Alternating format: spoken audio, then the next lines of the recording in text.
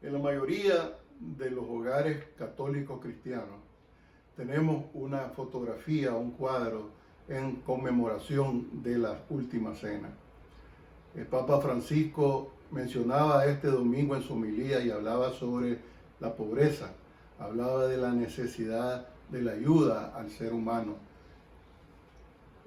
Esta última cena sucedió, según los cálculos más probables, a las 6 de la tarde del 14 de Nisan del año 337-90 desde la fundación del mundo, según la tradicional contabilidad judía del año 784 después de la fundación de Roma, según el calendario romano. Con el tiempo se llamaría a este día Jueves Santos, 6 de abril del año 30 de la era cristiana. Un día muy importante para nuestra iglesia, porque en esa última cena Jesucristo instauró el sacramento de la Eucaristía, el sacramento del orden sacerdotal, y se nos dio un mandamiento nuevo: amarse los unos a los otros. Jesús venía monte abajo hacia la ciudad de Jerusalén, donde habría de morir antes de 24 horas. Bajaba lentamente y en silencio. 10 de sus 12 apóstoles le seguían nerviosos, con la sensación de que algo grande estaba a punto de suceder y con el miedo de que lo que sucedería pudiera ser trágico para él y para ellos. Aceleraron el paso hacia la casa donde la cena les esperaba ya.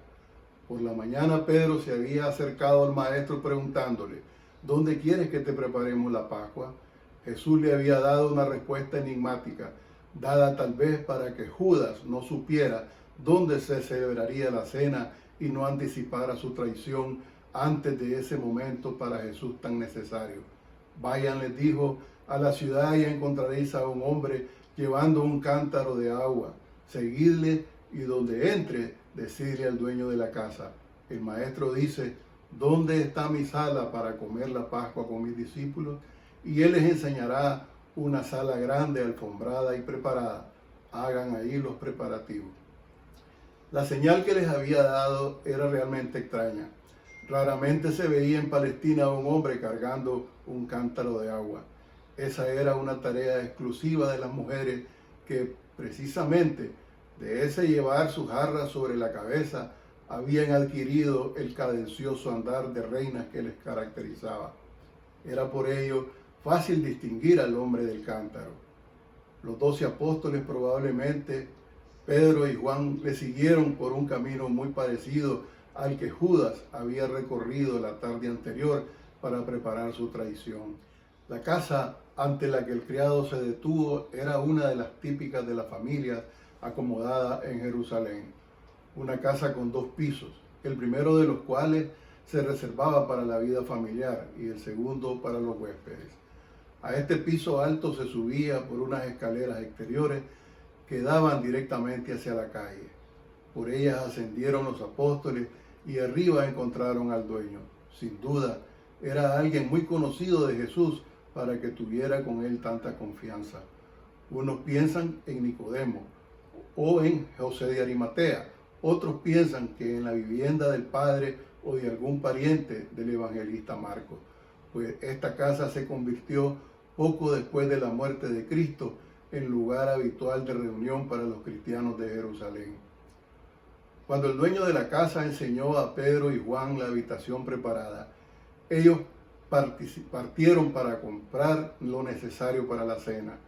Adquirieron en el mercado un cordero que resultara suficiente para los 13 comensales y acudieron a uno de los sacrificios del templo para que fuera degollado según los ritos señalados.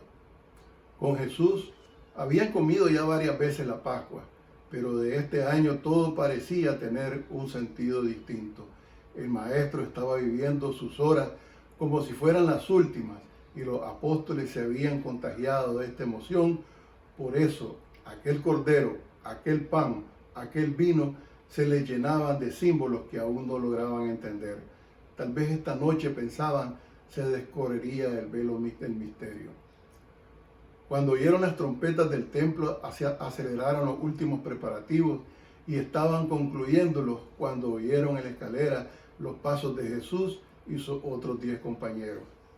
Cuando Jesús entró en la sala, había en ella un fuerte olor a grasa y a especies picantes.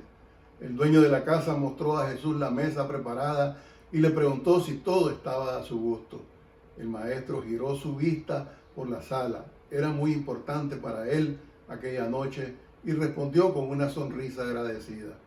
En el camino los apóstoles se habían encontrado extraordinariamente silenciosos, como si estuviera preparándose para algo enorme o cual si estuviera muy cansado.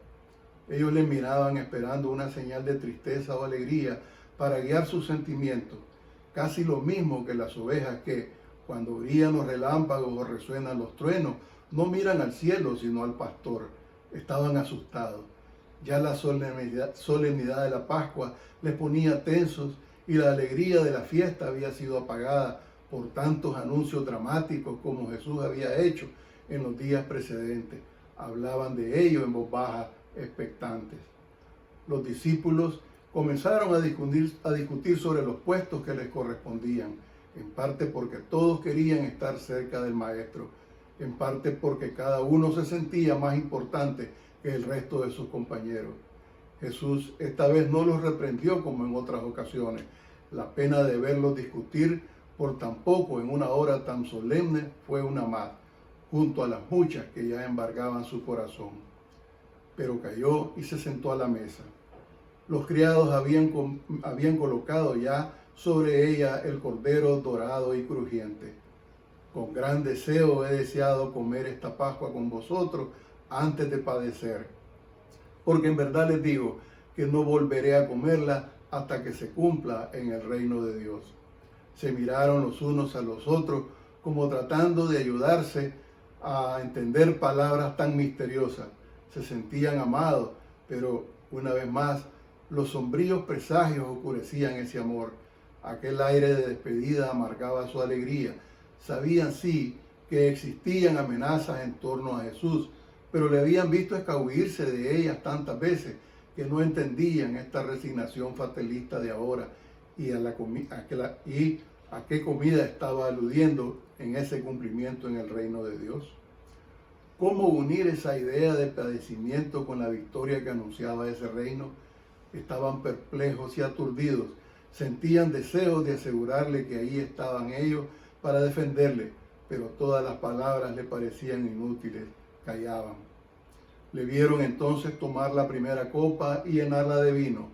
Tendieron sus manos para llenar las suyas como mandaba el rito tradicional, pero vieron entonces que él, alterando lo establecido, pasaba la copa a Juan diciendo: tomadla y distribuidla entre vosotros, pues les digo que no beberé ya del fruto de la vid hasta que llegue el reino de los cielos, de Dios. No entendían. Todo parecía cargarse de símbolos que se les escapaban. Recibieron la copa con temor y bebieron de ella como esperando que el sabor del vino aclararía el misterio. Eran gestos que en realidad nada tenían de misterioso, pero Jesús los hacía como si fueran únicos, como si estuvieran haciéndolos para la eternidad. Cuchicheaban entre ellos como un simple desahogo de los nervios. Poco a poco los discípulos se fueron animando y como gente ruda que eran, pronto la charla se convirtió en discusión. Comenzaron a recordar cosas que les habían ocurrido con Jesús y todos empezaron a presumir de sus méritos y devoción al Maestro. Sus nervios se desahogaban en un orgullo infantil. Alguien debió criticar que Juan, siendo el más joven, se hubiera sentado en el puesto de honor junto al Maestro.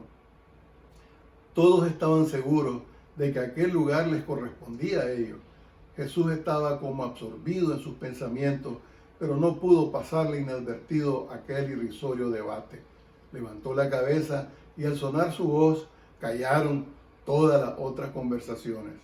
Habéis visto cómo los reyes de los gentiles dominan a sus súbditos. Que no sea así entre vosotros, sino que el mayor sea como el menor, y el que manda como el que sirve. Porque ¿quién es mayor, el que está a la mesa o el que sirve? ¿No es acaso mayor el que está sentado a la mesa? Pues bien, yo estoy entre vosotros como el que sirve. Ahora aún entendían menos. ¿Qué querrá decir con estas palabras? Fue en ese momento Cuando dos de los criados entraron en la sala, para que terminado el primer plato, los comensales, según era costumbre, se lavasen las manos. Cada comensal, según marcaba el rito, debía poner las manos sobre la jofaina que el criado le tendía, para que el sirviente derramara sobre ellas un chorro de agua. Uno de los criados se acercó a Jesús, pero éste, en lugar de poner sus manos para lavarlas, tomó la jofaina y se puso en pie. Los apóstoles se miraron asombrados, vieron cómo tomaba también la toalla que el criado llevaba, cómo se la ceñía a la cintura, atándola a la espalda, cómo cogía también el jarro de agua. El silencio podía cortarse. ¿Qué iba a hacer el maestro? Le vieron acercarse al apóstol colocado en el extremo derecho de la mesa, arrodillarse ante él, desatarle las sandalias y comenzar a lavarle los pies. ¿Qué significaba esto? ¿Qué sentido tenía? Por un momento los apóstoles no pudieron evitar el pensamiento de que Jesús estaba desvariando. Un sentido de purificación ritual no podía tener, pues todo antes se habían lavado todas las manos, como prescribían los libros sagrados. Era una explicación plástica de aquella humildad a la que acababa de exhortarles. Vieron cómo Jesús lavaba lentamente los pies de su compañero, cómo los secaba cuidadosamente. Pensaron que al concluir explicaría su gesto, pero Jesús comenzó luego a lavar los pies al segundo de la fila, luego al tercero, y el silencio se hacía interminable. Llegó a Judas, se arrodilló también ante él, desató sus sandalias. Sus ojos se cruzaron con los del traidor y éste sintió que un temblor cruzaba por todo su cuerpo. Le parecía que Jesús le estaba mirando con unos ojos que hablaban de ternura y reproche al mismo tiempo. ¿Conocería acaso su proyectada traición? Iba a delatarle delante de todos. Sintió que el agua quemaba su piel, pero aún más quemantes eran los dedos de Jesús al tocarla. Acentuó su mirada amistosa hacia el maestro. Quizás hizo grandes aspavientos de humildad, pero Jesús ya había terminado de secarle y sin decir palabra continuaba su tarea con el siguiente. Hasta llegar a Pedro, ninguno se había atrevido a hablar ni a oponerse a lo que Jesús hacía. Pero Simón no era de los que se callaban. Retiró sus pies con gesto escandalizado. ¿Tú me lavas los pies a mí?, dijo, acentuando mucho el tú y el mí. La mano de Jesús tocaba ya sus sandalias. Lo que yo hago, dijo, no lo entiendes ahora, más adelante lo entenderás. Pedro retiró sus pies casi con cólera y más envalentonado insistió, jamás me lavarás los pies. Era el Pedro de siempre, fogoso, testarudo, apasionado. ¿Cómo podía tolerar que Jesús hiciera con él oficio de esclavo? Ahora es Jesús quien endurece su tono. Si no te lavo, no tendrás parte conmigo. La frase es como un ultimátum en el que Pedro se juega su amistad con Jesús. Y ahora en el castillo interior del discípulo se derrumba y su fuego le lleva al otro extremo. Entonces no solo los pies, sino también las manos y la cabeza. El que se ha bañado, dice, no necesita lavarse sino los pies que han manchado el polvo del camino. Y vosotros estáis limpios, aunque no todos. Miró a Jesús al decir estas palabras. Los otros 11 se miraron desconcertados. ¿Qué querría decir con ese añadido? Esperaban que Jesús diese alguna explicación, pero ahora parecía concentrado en la tarea de lavar los pies a Pedro que, confuso, le dejaba hacer. El silencio se hizo más espeso mientras lavaba los pies a los restantes y todos deseaban que concluyera de una vez. Pero Jesús no parecía tener prisa. Cuando acabó, plegó lentamente la toalla, se lavó en las manos, se secó la frente y solo cuando regresó a su sitio habló al fin. ¿Sabéis lo que he hecho con vosotros?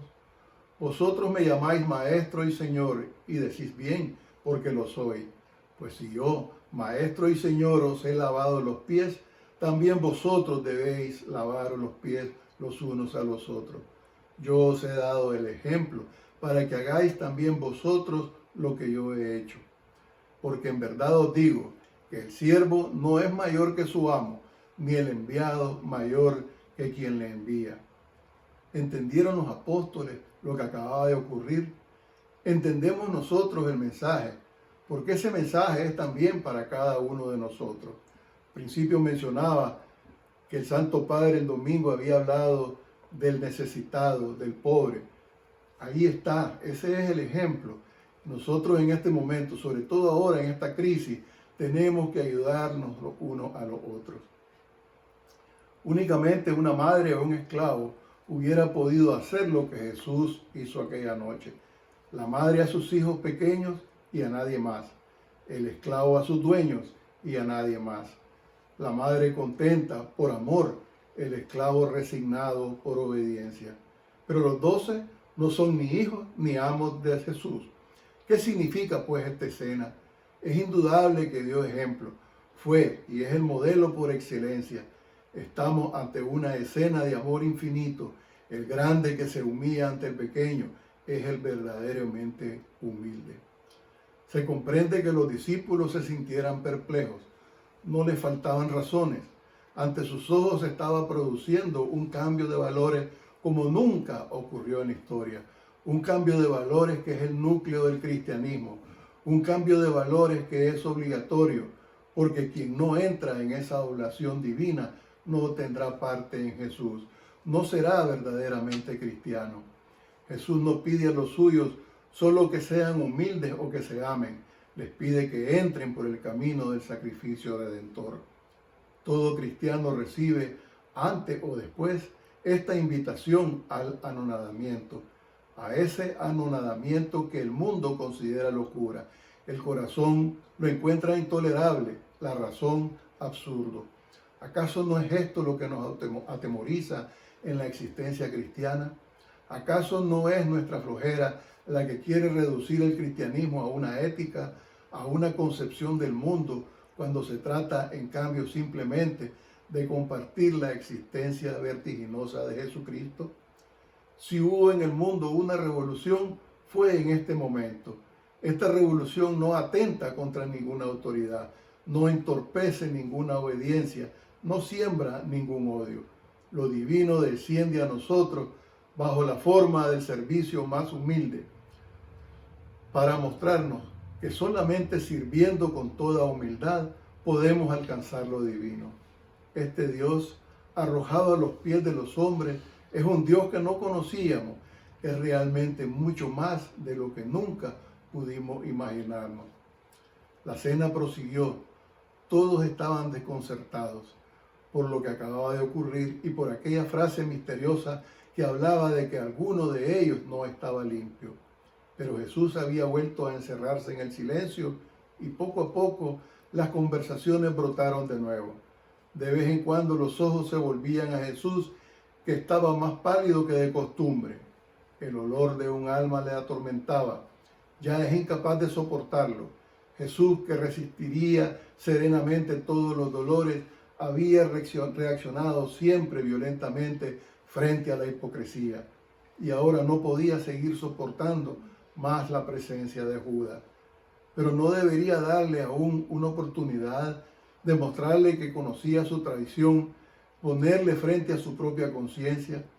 Podía desenmascararle ahí mismo y la traición habría terminado. Despedazado tal vez Judas por la violencia de sus compañeros. Pero Jesús quiere que sea solo Él quien entienda. De pronto, en un silencio, su voz se alzó. En verdad os digo que uno de vosotros me traicionará. La frase cayó en aquella sala como un viento de golpe helado. Todo se hizo silencio. Los apóstoles no querían creer a sus oídos.